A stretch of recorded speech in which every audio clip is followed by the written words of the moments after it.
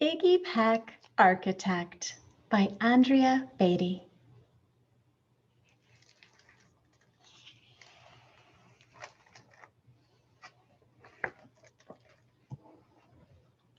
Young Iggy Peck is an architect and has been since he was 2, when he built a great tower in only an hour with nothing but diapers and glue. "Good gracious, Ignatius!" his mother exclaimed. "That's the coolest thing I've ever seen." But her smile faded fast as a light wind blew past, and she realized those diapers weren't clean. "Ignatius, my son, what on earth have you done? That's disgusting and nasty. It stinks."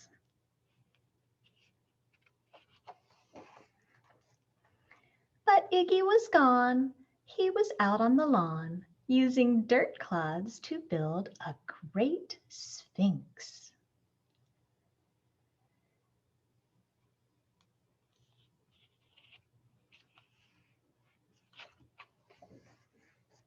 When Iggy was 3, his parents could see his unusual passion would stay. He built churches and chapels from peaches and apples, and temples from modeling clay.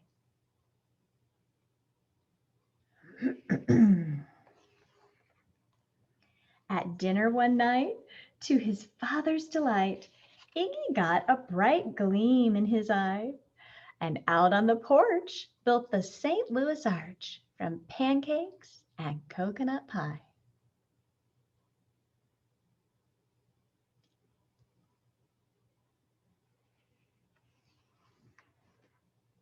Dear Ig had it made until 2nd grade, when his teacher was Miss Lila Greer.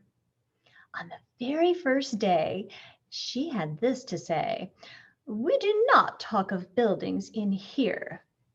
Gothic or Romanesque, I couldn't care less about buildings, ancient or new." She said in her lecture about architecture that it had no place in grade 2.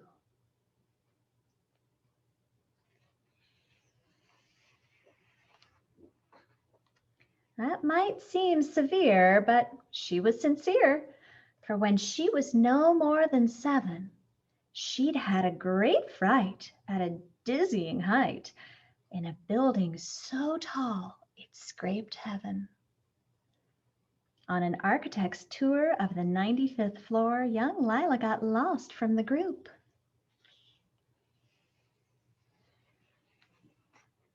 She was found 2 days later in a stuck elevator, eating cheese with a French circus troupe. After that day, it's quite safe to say, she thought all building lovers were nuts. As a teacher, she taught that, above all, one ought to avoid them. No ifs, ands, or buts.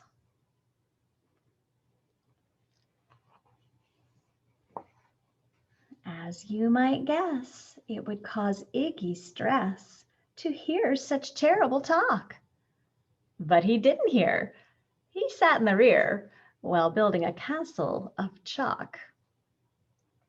"You, Iggy Peck, your desk is a wreck. Tear down that castle right now. You will not build in here. Is that perfectly clear? Do you need to see Principal Howe?"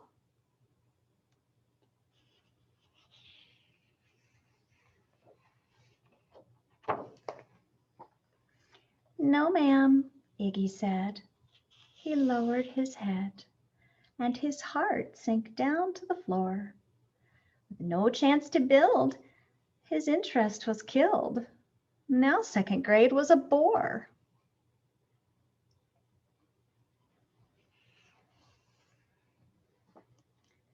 After 12 long days that passed in a haze of reading, writing, and arithmetic, Miss Greer took the class to Blue River Pass for a hike and an old-fashioned picnic.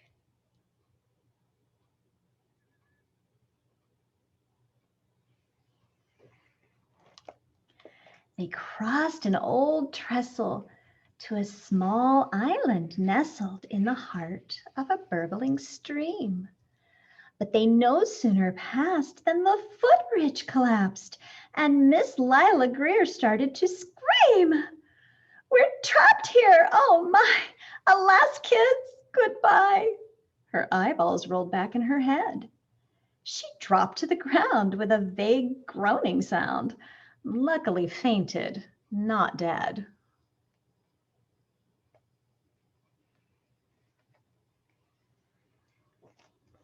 The class was amazed, and they stood there quite dazed, uncertain of what they should do.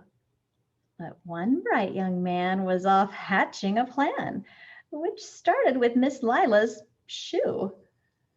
Soon each lad and lass there at Blue River Pass was working together as one.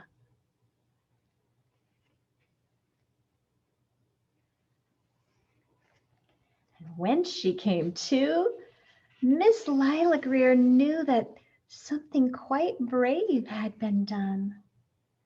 She looked in the air and saw hanging there a structure with cables and braces. And on the far side, beaming with pride, were 17 smiling young faces. Boots, tree roots and strings, fruit roll-ups and things, some of which one should not mention, were stretched ridge to ridge in a glorious bridge, dangling from shoestring suspension.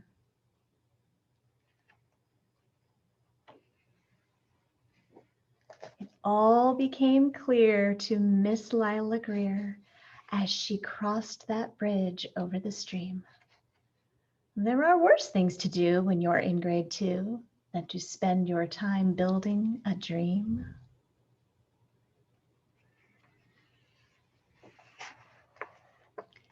Now every week at Blue River Creek Elementary in 2nd grade, all the school kids can hear, along with Miss Greer, how the world's greatest buildings were made.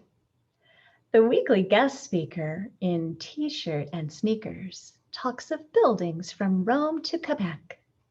Of course, he's the guy who builds towers from pie, that brilliant young man, Iggy Peck.